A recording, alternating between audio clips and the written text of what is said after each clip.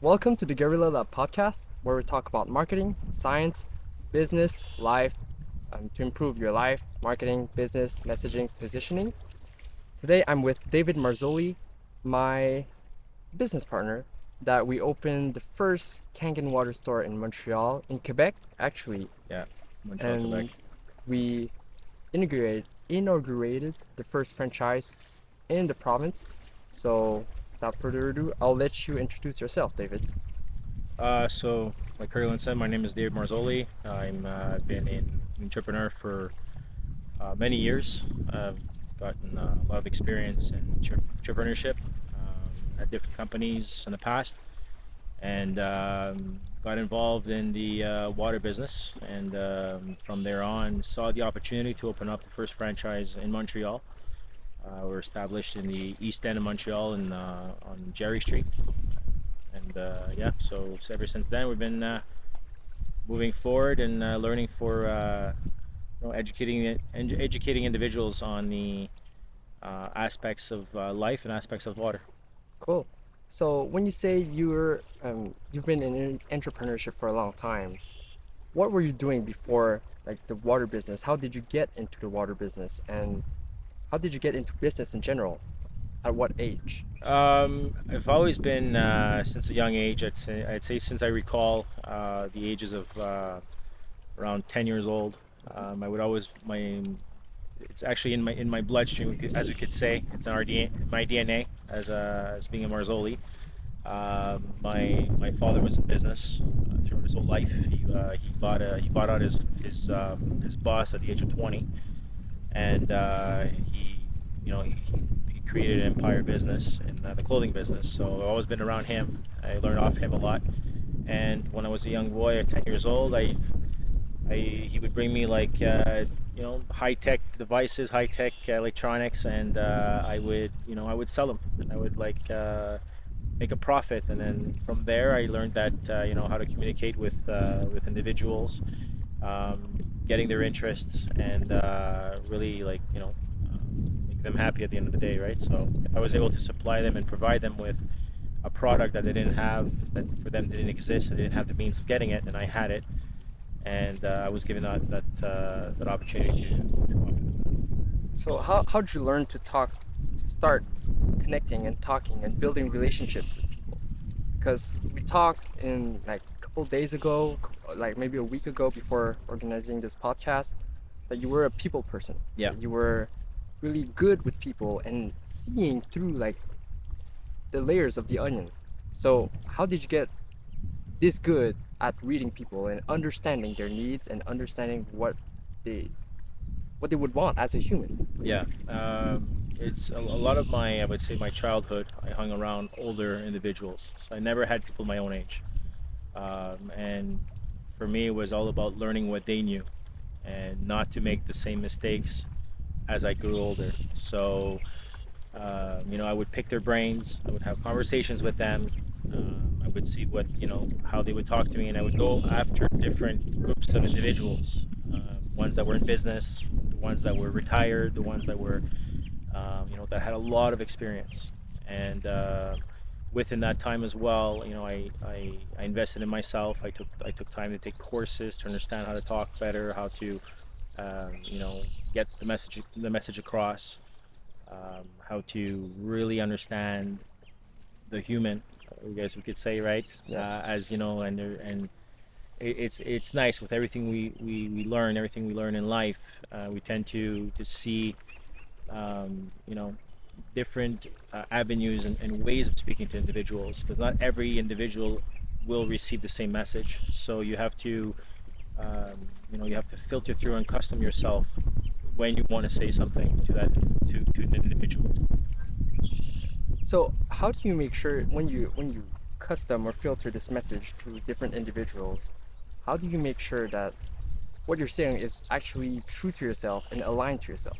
Because if every time you're talking to someone, you're trying to adapt the message and you position it in a way that they could understand, but sometimes, like I've experienced this myself, like you try so much to position the message in a way that you think is beneficial for them, but how do you know it's actually what you meant and that is true to yourself? Because being authentic and integrity is something that we both value a lot. Yeah. So how do you make sure that you keep this in line?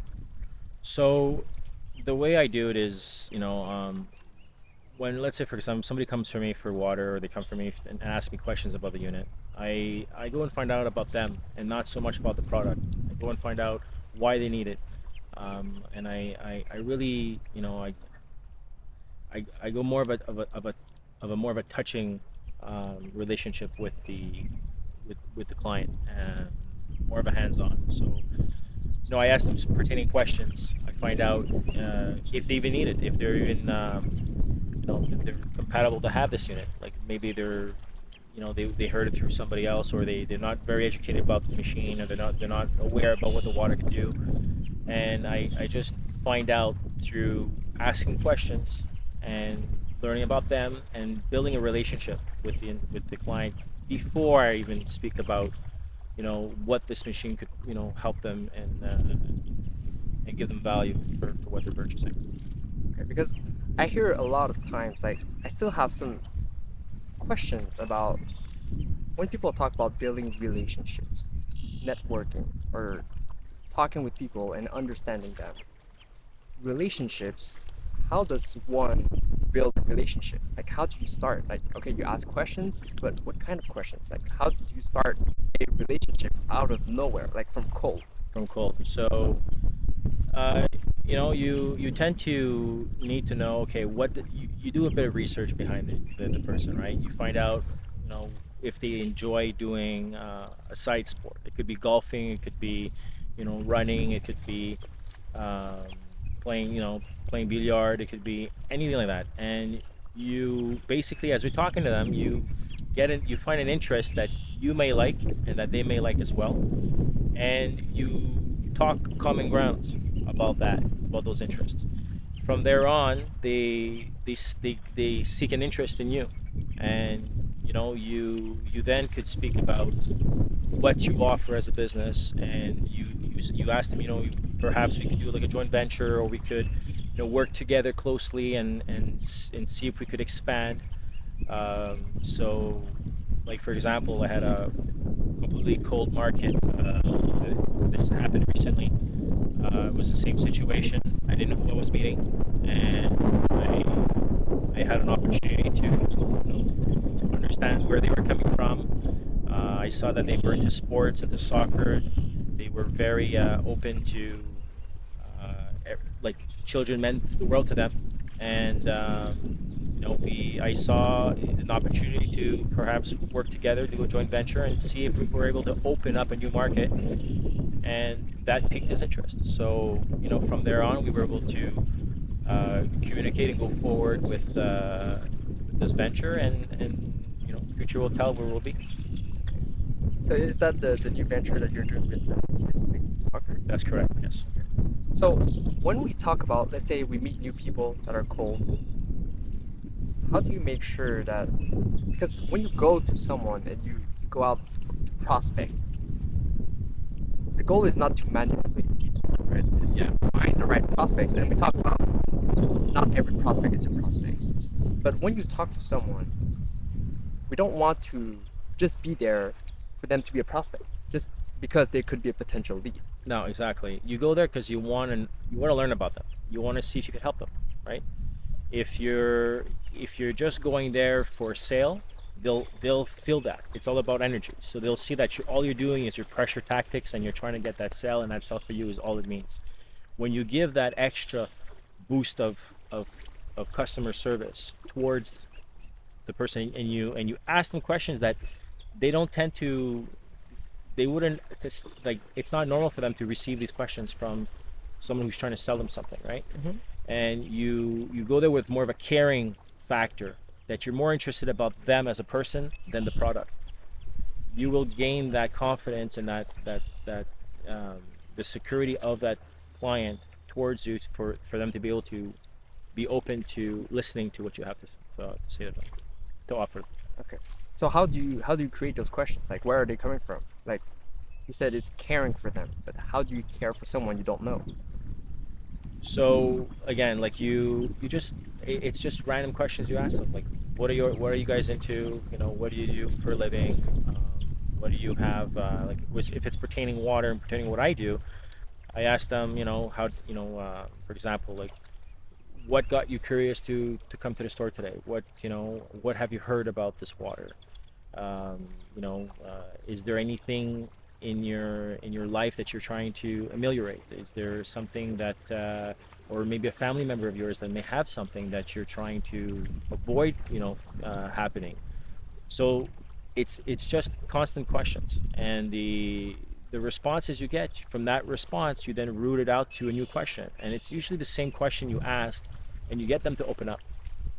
Some people are closed. Some people don't like to talk at all. So there's other individuals that they all they want is to purchase the product, and for them they've done their studies, they understand what it is, they've done their research, and they ask you scientific questions, or they ask you more, and they want to see the product in person.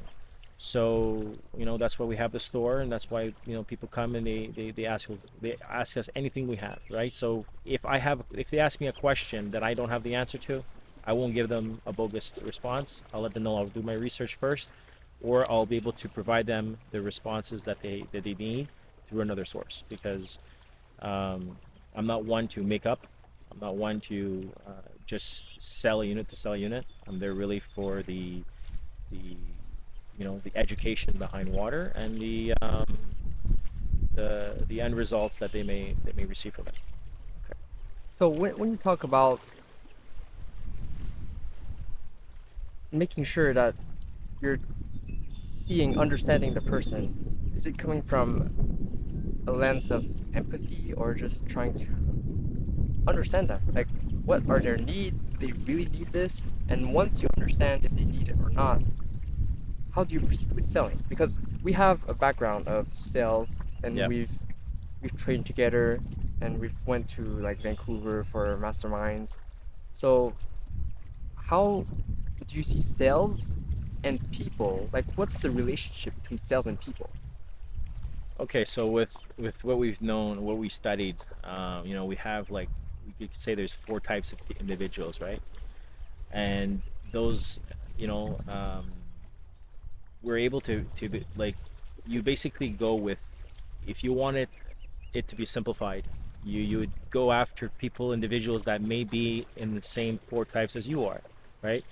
The ones that are more attracted to the water is people who are looking for um, you know to either help other individuals, or they're looking for you know a product that will last as long as possible. Okay, so in the people that come to me, or that I'm able to reach out to, is really two types of clients, of client bases, right? Okay. So you know it's very rare that it happens that I get one that just buys for price, right? Or they want to have the best unit on the market, or they they need what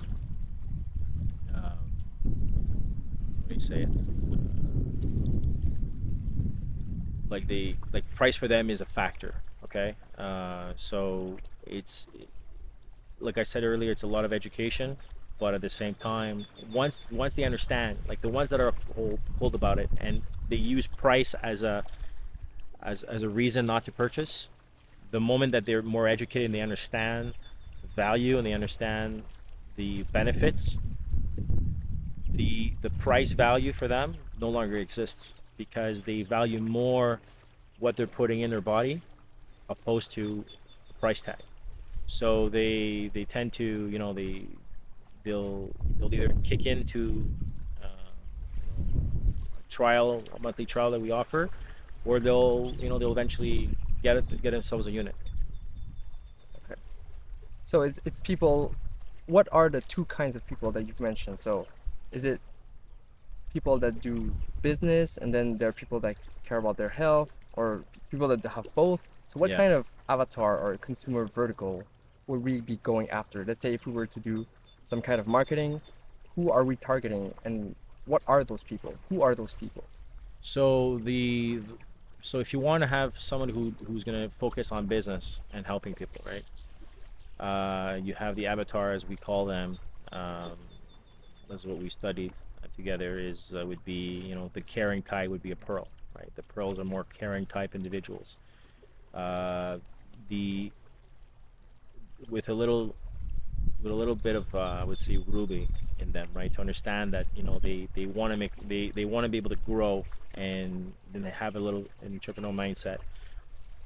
I would say the majority people that I've been able to speak and to educate, don't have sales skills, right? They don't Mm-hmm. have the ability to go up in front of somebody and talk to them about, a water machine, or a method for them to be able to get out of a sickness, or whatnot. So, they it's not something you learn, right? It's not something that we learn at school, how to, you know how to sell, right? It's a lot of trial and error, but one that is capable of speaking up, and coming out of their shell and just going out there. Like, for example, we have the sapphires, for example, right? We have the sapphires where they're individuals that are very outgoing, spoken. They speak to anybody. They make friends with anybody. They're very social, right? Those are those are key players that you want in your community and in your business, because they're the ones that will go out there and hustle. They're the ones that are going to go out there, and for them, they're not afraid to speak up. They're not afraid to talk. Pearls are more like timid. They're more like they're quieter. They're not the one. They're not very. They're not ones that are going to throw a big party and a big, uh, you know, big event, or even a podcast. Like, for them, sitting in front of a camera is like too much for them. They freak out, and and I could say that because my wife is this way, right? She's very quiet, and she's not capable of standing up and speaking in front of a teacher for a presentation. So it's you know, and there's ways that you learn how to step up from that, right? Mm-hmm. I wasn't always able to converse in front of crowds of individuals, or do presentations. I was put on the spot once. I was doing a business in the past. We did It was a program with prepaid Mastercards, and we were offering between 5 to 15% cashback returns. And I went up to we went to New Brunswick for a presentation. I brought the president with me because we had accumulated like people to come and listen to us. Mm-hmm. And he put me on the spot. He said, "You're doing the presentation," and I'm like, "Are you kidding me? I can't do a presentation. I'm going to freeze up and sweat. Like, the one time I did this in my life, I couldn't talk." Mm-hmm. And he said, "Well, if you don't go up, we came here for nothing because I'm not doing it." So he literally put me on the spot, and I went up there. I knew the business inside out. I just spoke. He said to me, "Just when you speak, just focus on one person and just talk about it. You know exactly what you're doing." Mm-hmm. Well, that's what I did, and I spoke in front of we're about 30 people, and spoke about it. And he goes, "David," he goes, "you did pretty well, man. He goes, were you certain that you would choke?" And I'm like, "I don't know what happened. I did what you told me, and it worked, right?" So, and it just, day after day after day, that's what I did. I would do presentations. So I broke out of that fear to talk in front of other people. And so I would say people that say that they can't do that, or that they're too afraid, or they're too scared, or they're too nervous about it. I go, once you break through it, you're no longer you basically deprogram yourself and program your new mind to say, okay, now I'm able to do it. Now I'm able to talk in front of a camera. Now I'm able to speak in front of people, and I'm able to tell my story. because if not, if you stay closed up and you stay, you keep all that for yourself, you can never, you know, like, you might think, for example, like Vancouver, right? You might think your story means nothing, and it's for you, but you tend to, when you speak to people or you speak in general, your story might actually resonate with a lot of people. And that was for me when we were in Vancouver. That was for me was very big because I didn't believe that my story would have resonate with anybody. And when the crowd was just like all awed about it, and we were a good number, we were 1,000 people, and it was incredible to see that. Okay, well, a lot of people live what we live, right? We tend to think that we all have one type of life, but I would say in general, a lot of people have the same baggage, or the same livelihood, or the same type of mindset, and we tend to be closed up about it. And it's really important to speak up. It's really important to speak out, to speak up, and to speak to as many people as you can. And even if you tried once and you fail, it's okay. You keep talking. You keep, no one's gonna look at you and say, "Hey, that guy's or oh my God, it's what embarrassment." No, it doesn't matter. Like, you're already stepping up a lot more than they're stepping up. So just the key is to step up, to present yourself, to go out there and do what you enjoy and what you love. So let's say I'm a person that's not really. So I was not always a person that could talk in front of a camera like this. Like, yes, I was doing some crazy TikToks, Yeah. but I'm always this shy, the guy on the side, still scrawny kid. And when I started doing some push-ups, some pull-ups, got some more confidence, but still, I did not have many friends, and I just really average guy and not outgoing. But I still had this in the back of my mind, or in the back of like my brain, because Yeah. I still went to Vancouver at 17. But when you do this switch, like as you said, everyone has a story, right? And you might not know that your story would resonate with anyone, because okay, maybe I'm just living this. I'm not special, but I'm just living this, and no one else is having this problem. Yeah. But I think what we have to understand is that we're humans, and humans were all, I want to say, are all created equal. Yeah. And as one of my mentors would say, like, there's no man above me, and there's no man below me. And once you understand this, like, even the biggest business guy with the Lambo or not, like, when he goes to bed, it's still a human. Yeah. Exactly. Like, he closes his eyes and his thoughts start rambling. Like, his brain starts firing. Yeah. And sometimes they cannot sleep.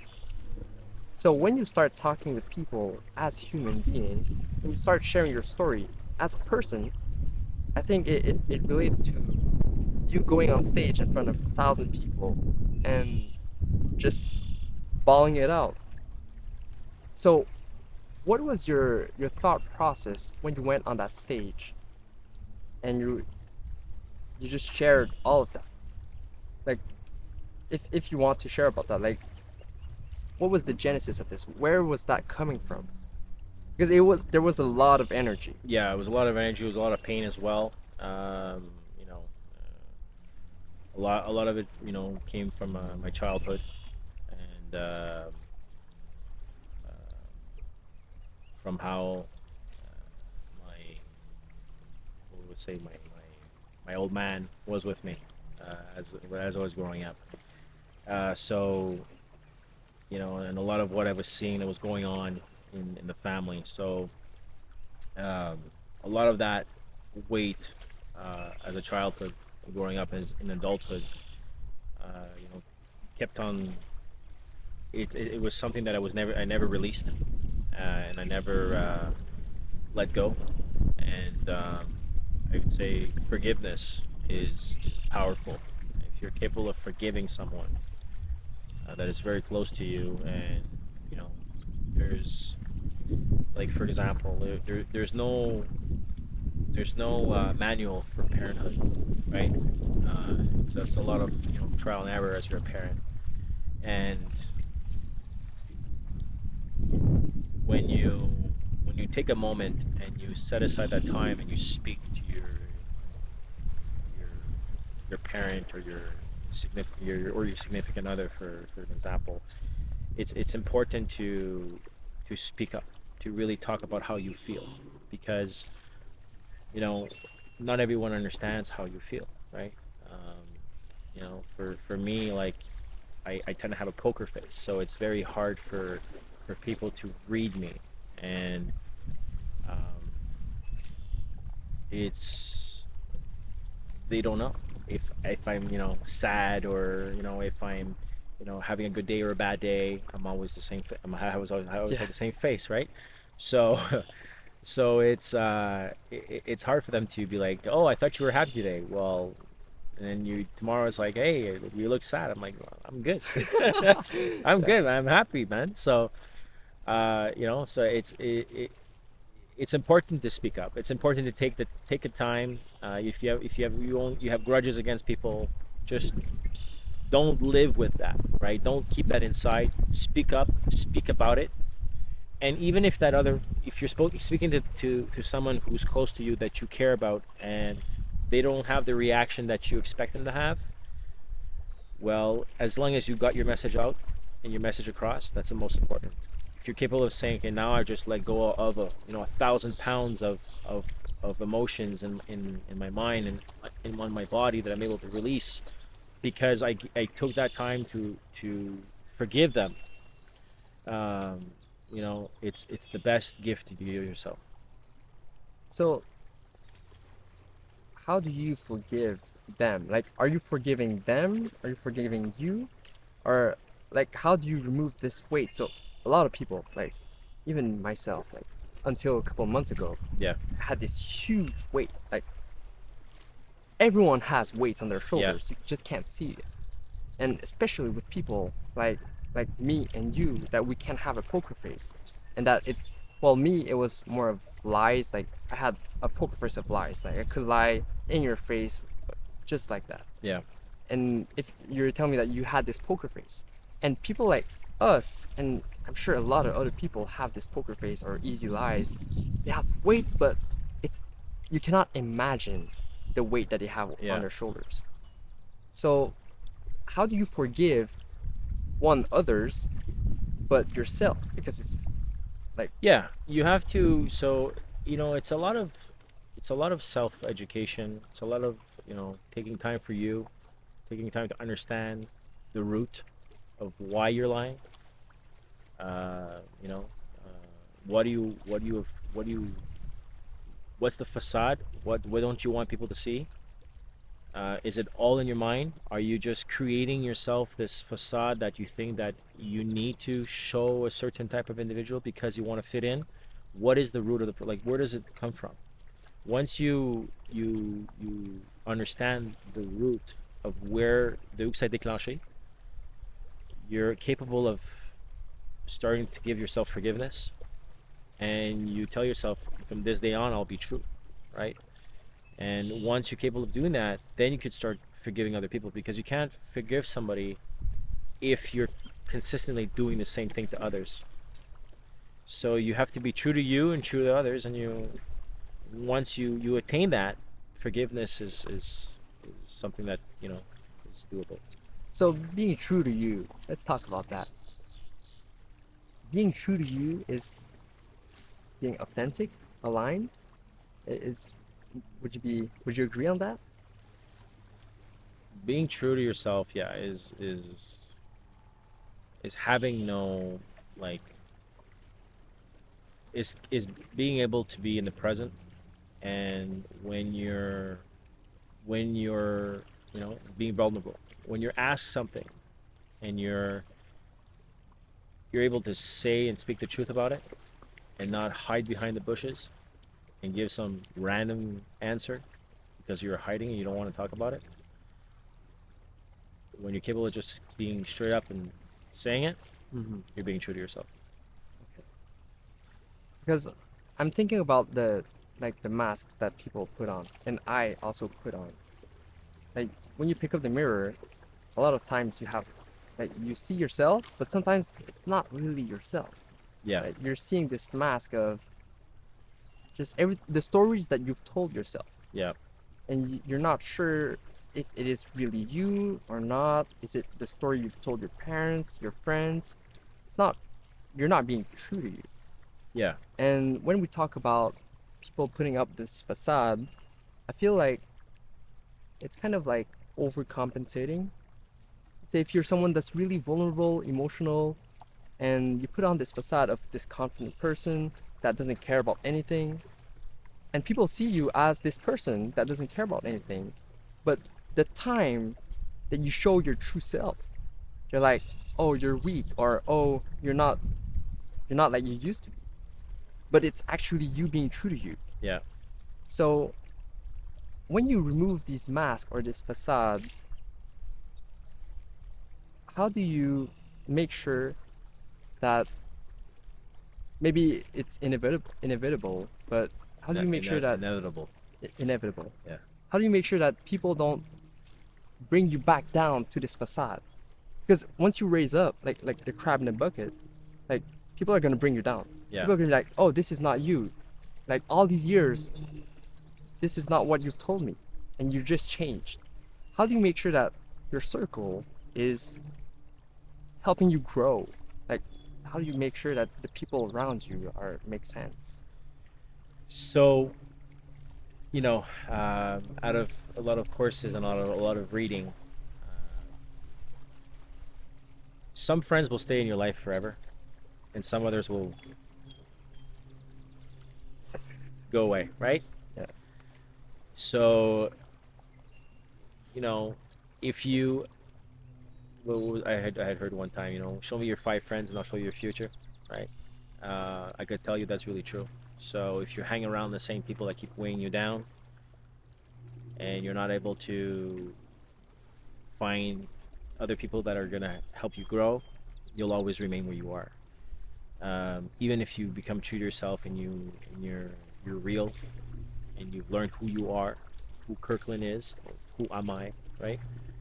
And this is a question that we should ask ourselves in the mirror: who am I, right? Because you know, from since we're toddlers to teens to um, adults, we hang around certain individuals, right? Yeah. We learn from them. We grow with them. They'll say a certain way. They'll talk a certain way. We're gonna grasp that. We're gonna Mhm. start using that in our own methods, our own ways, our own life, and you then get lost, right? You go into a relationship. You're trying to grow with them. You're trying to make them happy, and you lose who you are. So it's always important to to keep yourself, I would say, a block or percentage to say that, hey, I exist. You know, I value myself. Um, to have hobbies, to have activities that you enjoy, and to keep growing as a human being. When you say I exist, like, what does that mean? Like, you have to have activities or hobbies to help you understand that you exist and Yeah, you being. try new things. Like for example, like I've there's certain, like, for example, for food, there's certain foods that I enjoy. There's other foods that I can't eat, right? But I would have known this if hadn't I tried it, right? You can't say, oh no, I don't like it, and then I ask, did you ever taste it, and you say no, and then you taste it, like, hey, this is not bad. Well, there you go, right? You've just discovered something. So if you don't go out there and explore, you'll never know your full potential. If you stay home and are glued to your phone or on video games all day long, you'll never grow and see, hey, I could actually attain something in my life. I could actually reach a higher, you know, uh, value of life. I could do more. And if you just want to rot at home, then you're basically like, you're well, how can I say it? It's like a waste, right? Yeah. You're wasting something valuable You've been which is given. you that you've been giving, like you've been given. Uh, you know, being able to breathe, being able to explore and see, like we have so many benefits that we should use, right? Gifts that we were given. A lot of certain people can't see, but they could smell, so they focus on that. You know, so a lot of people can't walk, but they'll focus on another thing, right? So you see a lot of, like today with social media, you see a lot of different um, people coming up, stepping up, right? Social media has been a huge opening for a lot of people that were closed up, that didn't know how to get their message across, Hmm. and it has allowed them to be known, to be seen by others. So when you say some people they don't want or they don't have the opportunity to get out of their house. Well, when I say they don't have the opportunities, maybe they're not taking action to get out, or maybe they actually cannot get Mm-hmm. out, or they want to get out but they don't know how. So let's say I'm at home, I'm 24, and I'm just gaming 24/7. What is the first step that I need to take, or how do I get out of this rotting hole? Because the goal, like you and I, we both are, I believe, growth minded, Yeah. and we want to keep moving forward. We want to keep growing. And if someone wants to have this, but they don't know what is the first step to take, like they're in their own home and they don't move. Like maybe they're a genius. Maybe they have this nuclear weapon, but they have no idea how to use it. Yeah. What's the first step that someone can or should take to start using their weapons? Um,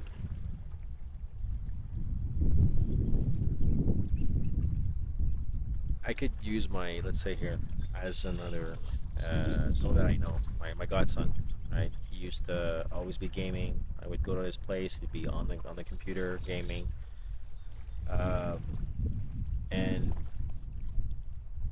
one day out of the next, he just decided, hey, I'm literally blowing my childhood here on these games, right? And we actually, as his father would bring him out, you know, to play basketball at the school yard, and he was active with he's trying to be as active possibly with his child, and the my godson decided to, you know, join a basketball team, and he plays basketball like 3 4 hours a day now, and you know he's he's a young boy, right? He's 12 years old, and he just goes out there willingly, right? So Hmm. he decided to, with the help, I guess, of his father being present in his life and being there to show him that, hey, you know, you could play sports as well. You don't always have to stay. Like you have time for games, and then you have time for, you know, physical games, right? And he's doing something he likes, right? So it's finding a balance, right? If you're putting in 9 10 hours a day on gaming, and you don't have that balance where, you know, you set aside, okay, what can I do, what am I should I want to go out there and learn, I want to go out there and find out what I'm good at. It has to come from within to be able to do that, right?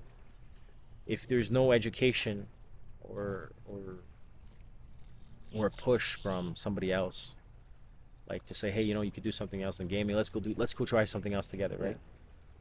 um But like and a lot of people don't have this push, this extra push. They don't have this person that's gonna tell them, hey, you gotta get out. You gotta move out. yeah. So when you say coming from within, I have this tattoo that says do it yourself. Yeah. Do it yourself. It could be taken out of context and like do it yourself. Okay, you're a lone wolf. No, it's more like you have to. It has to come from within. You have to ask for help. You Yeah. have to do it yourself. You have to ask yourself because we talked about this just earlier. You have to say what you want. Because if you don't say what you want or you don't even know what you want, and it's hard to know what you want if you don't know who you are. So let's say you're gaming and something else. You don't know really who you are. accept this person that games, or this just I'm just living here. I just work here. Yeah. This joke, like how do you find who you are? Like by trying things, trying new foods, but what else can someone do to find themselves? You know, read, right? Reading is good. I used to hate reading, and picked up a book one day and I started reading it, and it was actually pretty good. And I learned a lot from the book. And then I said, hey, let me go and find a book similar to this one. And it was one of Brendan Burkhardt's books. The story was really nice, and the punch at the end was really like, oh, that was a good wake up call for me, right? We speak about gaming, but I used to game a lot as well, and I used to play World of Warcraft, and I was glued on that thing, trying to level up, and days would go by, and I would wake up in the morning and just game all day, and I was like, no way, I was with a group of people that would game every day, right? And it just, once I saw that how much they were so focused on it, and it meant the world to them to level up,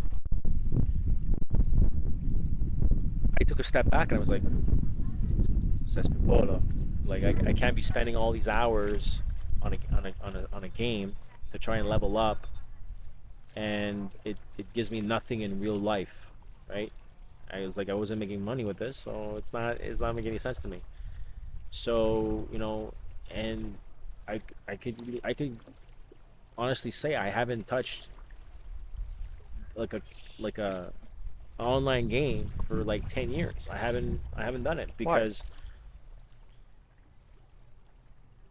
well, for example, today with all this virtual reality stuff, I can't even do it. I tried it. I get so dizzy. I can't. No, my mind can't tell why my legs are not moving, but they're moving. Virtual reality, you can't do that. But like simple like games like pinball, for example, that's okay. But something that's gonna glue me to a television set, and I'm gonna be playing for hours on end. It's not something that I do any longer.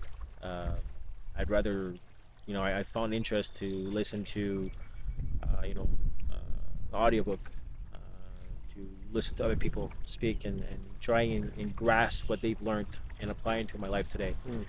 You know, I feel that we're all born for a reason. We've all put into these bodies for a reason. We, we choose our the families that we come with because they're able to allow us to grow to the next level of our life. What do you mean choose the family that you grow up with? So, before this, we were talking a bit about spirituality, right? So, for me, it's about when it comes to, I'm very strong with astrology, numerology, and with a lot, we're speaking to a lot of astrologists. They mentioned that we're on a mission, right? We come back to life. If those who believe in that, we come back to life, and we are guided towards a family that will allow you to continue your previous life, right? To continue for your mission, and for me that goes deep because of what I've known, where I came from, the past, and where what I've done in my life of now kind of all made sense because you know um, why am I 6'5"? Why am I, why do I have a poker face? Why am I able to? Why are people, when they come up to me, they're like, oh my god, like they have a authoritative figure, right? A lot of people think that I'm a police officer or I've been in the army, but I haven't. My previous life, I was in that case of person. So you know, I have that ability, right? Um, you know, understanding energetic. Once you really understand who we are as human beings, it comes and piques your interest. Like, what more can I get? What more can I do? How can I? Like like we talk about purpose. What's our purpose, right? So, and I'll backtrack again. Like if you game all day, you'll never find your purpose. Mm. If you're you're an incredible gamer, maybe trying games and getting paid for it is something that you want to do, right? Uh, you could don't get me wrong. Like you could be in tournaments in gaming. Well, I was in tournaments in gaming. Like we used to play Counter Strike back in the computer. Really? Yeah, and Shit. we were part of a clique. We had competitions online, and I met amazing people, and today we're still friends. Like it's if you're able to gain friendships from people you game with, right? Because it's people you meet worldwide, and then you visit or they visit, and you tend to, and I notice this with life, is you tend to hang around individuals that are similar to you, and without even knowing, their friends, like their friends and their friends of their friends end up meeting you as you grow in life, right? And then you just talking like, hey, I know this individual. They're like, oh my god, I know them too, and oh my god, I'm best friends with the wife of that guy, and it's like, wow, the world is small, right? Yeah. But it's not a fact the world's small. It's that the fact that it's who you hang around with, right? So if you're hanging around with cool people, you'll end up those cool people will end up meeting other cool people that met, and it's just going to be a whole chain. And as you meet people in that same circle, you'll end up meeting new people that you grow with, and at the same time, they know you're everyone that you know. Okay, so let's talk about we've mentioned about mission, like why we're put in this human body, and mission and the clique that the people, your network, your circle. Yeah. How does your circle, your mission relate? Because people around you are like you. If you have the same mission, okay, that's really great. But what's the relationship with finding the right people? And before we get into this, like what do you think is our mission as humans on the planet? Like before this podcast, we talked about like serving the world, like serving because servant leadership. So, what's the relationship with social circles, missions, and serving? Like, All right. So social circles, um, you know, they're having friends that you're able to do things, to release stress, to talk, um, to enjoy, to have fun, just in the present time. That is not that you don't do business with. Those are just a social circle of people that you could call up one day and just go out. Then you have the circle of people that you may know, acquaintances, and they're all business minded, that you could learn from them, right? It could be online meetings, it could be in-person meetings, it could be uh, you know people who are seeking to educate themselves, and they're in the mindset that you're in that current state. And then you have the mission. What is my mission? You could you could be lucky and figure out what your mission is at a young age, and you could be the unfortunate that you'll go through your whole life and you'll figure it out in the last 10 years of your life. But as long as you keep exploring, you'll figure it out. If you don't explore, you're not going to figure it out. You'll eventually come back, hopefully, and go for a round two. when you say figure it out, like how do you figure out your mission? Like, When you're doing something and it resonates with you, when you are capable of waking up every morning and you enjoy what you do, and you see purpose, you feel purpose, you feel grounded, you feel that what you're doing is putting a smile on someone else's face. and you love what you do, you know that you're doing what you were meant to be doing. It's like when you know, you know. When you know, you know. Exactly. So putting a smile on people's face. We're humans. We have Yeah. faces, and our brain is made to recognize faces. And I'm seeing this kind of relationship with making people joyful, like making people's days better. Like when I walk around and just say, I compliment people and I smile to them. Yeah. And it kind of feels like my purpose, and it kind of feels like, hey, this is great. Like we're on this planet and we're just here to be joyful. Like Yeah. I believe that my personal goal in life is to be joyful. And I can decide to be joyful. Like just like this. And maybe I'm just crazy and I'm just like I have this switch, but it's a muscle that I've developed that hey, today okay, I might feel like shitty, but do I really feel shitty? Like is it true? Is it really true? And if it is, okay, then what can I do about it?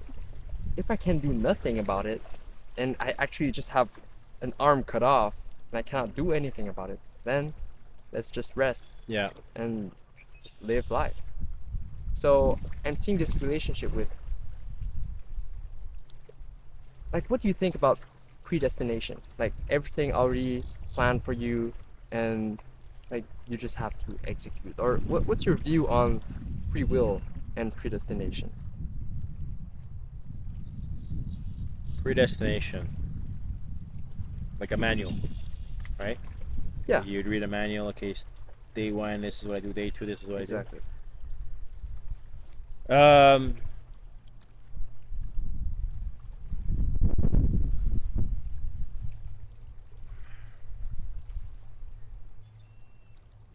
as nicely as that sounds, right? Uh, I don't think we'd be able to follow it day by day.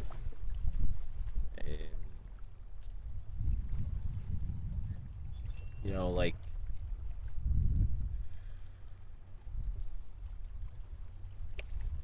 it's I'd say for me that's a tough question. That's a tough question I could respond to. Okay, so let's say it's not you receive a manual and then you have to follow it. It's more so the thing I'm big on is okay, everything is happening for a reason and everything is happening as it's supposed to be. Yeah, but sometimes you might take a left and you're supposed to take a right. Okay. Why were you supposed to? Um, in my case, it comes down to like back to like astrology and all that. But if you you're on a route, you're on a mission, right? Let's say you would have taken a left, you would have gotten to you would have hit your purpose. Let's say you would have hit Okay. that gold mine a lot quicker, but you decided to go right instead because you were uncertain. You hadn't done research before. You weren't too sure about yourself either, and you said, "Oh, let me go to the right because it seems a lot easier for me at that current state and time. I want to go right." Uh, it doesn't necessarily mean that you won't find your way back to the proper road. It just means that you've taken a little detour, and you when and detours are good. They could be good at a certain time of your life when you most need it. And then you have a time that you don't need that detour, and you go straight ahead. And it's false. You go for it, and and that's stepping up. That's you saying, "Oh, I know what I want to do today. I know I want to what I'm aiming for. I have a goal, right? Um, Goal settings are important. I could say a lot of people don't have goal settings. They might make up a goal in their mind, but it goes so far back in reservoir that you're like, you don't think about it every day. But if if you do have like a vision board, or you do create a map, right, and you write it down, that's more powerful than just stick it in your head. So how do you set those goals? Like writing them down? Do you have like how do you set those goals? Yeah, so you can start journaling. You can start writing down, before bed, an idea that may come up. When you wake up in the morning, you have a dream, you write it down. You had a thought, you write it down. It may not mean anything at the moment for you, but as you reread it, you'll understand there's certain key words to what you may have dreamt, or may have you know written down in the morning. Um, or if you're feeling a certain way and you have no one to talk to, you write it down, right? It's as long as it's being written, and then you may want to read it afterwards, or it's something that is kept for you, right? It's not something that you'll give to somebody to read. It's just it's your personal journal. um, that's something that you want to get something off your chest, and you have no one to talk to, right? You're a lone wolf. Well, you write it down. Write it down on a piece of paper. You What I've done is, I've written things down, and I've read it once, then I burnt it. I torched it. I said, you know what? I don't want this anymore. I don't want to think about this. It's something I want to eliminate from my mind. And it worked. I completely forgot about it, and I was able to allow new discovery, new spaces out of that repertoire, to add new memories, to add new discoveries. And it's yeah, journaling is really important. It's helped me enormously. What else? So journaling is writing, right? Yeah. And why do you need to write if it's already in your mind? Like you're already thinking it. Why do you need to write it? When you write something, you're putting it into action, right? So it comes same thing with a vision board. Once you write it, it comes into action. When you see it, it's seeing it repetitively. It's repeating what you're seeing. Um, it's like, for example, you know you go out, and you want a specific car, right? And you want a specific color, and you create your car, you create your color, you create the seats, everything that you want. You're driving your regular car. You still haven't picked up your new car yet, and you're driving, and all of a sudden you start seeing the car you want, and everybody has it, right? And it's like, wait a minute, what's going on? I didn't see these cars every other day. It's because you put it down on paper. It's because you read it, because you were so intertwined with it that you put in your subconscious mind, and all of a sudden you're seeing it everywhere you go. So subconscious is really powerful, and that's why when you write it down, you put it on a pad, you put it on paper, and you put it somewhere that you see it every single day, it will remind you, and subconsciously will help you meet the proper individuals, meet and and move forward to achieve those goals that you're trying to achieve. So it's important to write them down and to see those on, let's say, the vision board. Yeah. But once you have it written down, like we gotta make sure to not like be satisfied with it being written down. Like, okay, I wrote it down. I tell all my friends, this is my vision board. I share it. This is my goal. I want to have this house, this car. I'm doing this. But if you're all sharing this, how do you make sure that you don't get trapped in this, hey, I'm doing all of these things, like actually taking action towards those goals? Like, how do you make sure to not get trapped in the satisfaction of saying, hey, this is what I'm doing, or hey, I wrote this down. I'm satisfied with writing this goal down. Yeah, it's just don't write a goal to write a goal. Write a goal that means something to you. Um, it doesn't even have to be monetary, right? It could just mean something that you want to do, you want to attain, and you know, once you attain it, you then write you create a new board, right? Because you've attained it, right? Um, so some people are about cars, some people about houses, some people are about be about a mission, right? You you just really take a moment, think, and set it on paper. So when you write a goal that really means something to you, and you work towards that goal, and you reach it, you feel good, you feel proud, you feel pride. From there, if you always write like the next goal, and then there's the next goal, and then you reach it, there's the next goal. Like when is it like enough? Like you're always looking for more, and then you can't really be satisfied while you're looking for a goal. Like, what's your vision on like making sure that you're not on this hedonistic treadmill and trying to always reach out for more, reach for more. Like you get this card and you get the next card, and then like when does it stop? Because once if you keep doing this, you're gonna get to a mansion with 10 bedrooms and 6 cars, and what next? You're still in your bed alone, and like when is enough? And when do you make sure that hey, maybe I should be not content but satisfied without settling?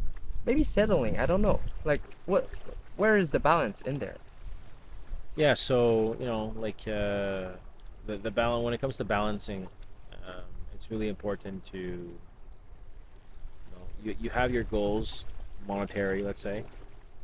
Then you have your family, right? You need to have family, friends. Uh, like I said earlier, balancing it all is important. When you achieve those goals and you're set for life, let's say, right? You never have to work a day in life again. You're basically open to do whatever you want. Your new goal tasks or will be going out there and socializing, right? Uh, Meeting new people, traveling, right? Discovering new worlds, discovering new worlds. I mean, like obviously countries, right? uh, Or maybe Mars soon. Mars, most likely Mars. Yeah, and then that opens question: why are they looking to go to Mars? Like, are they not telling us something about Earth?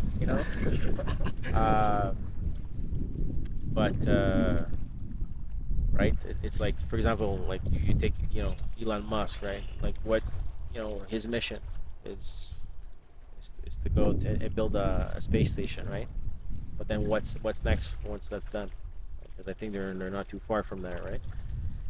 It's his For him, it's all about growth and being able to preserve human life, you know, off Earth, right?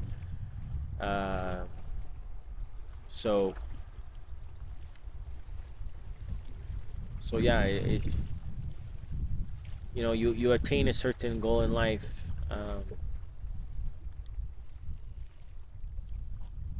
Once you're in that state of mind and you've attained it, and you, the most important thing is never to lose who you are as a person, because you know uh, it's you could have millions and billions of dollars, but if you're not using it for any good and you're keeping it for yourself, then it's a pity, because there's so much value, so much you could give back and grow with that. Uh, but and that's everybody's mission, I guess, to really understand what they're like. I can't speak for others, but really speak for myself. You're always looking to trying to grow and help with people, right? So before we end this, you've mentioned your goal for yourself is to help and grow with other people. So what's your big picture or your ultimate goal in life, and let's finish on this. My ultimate goal in life is to be able to uh,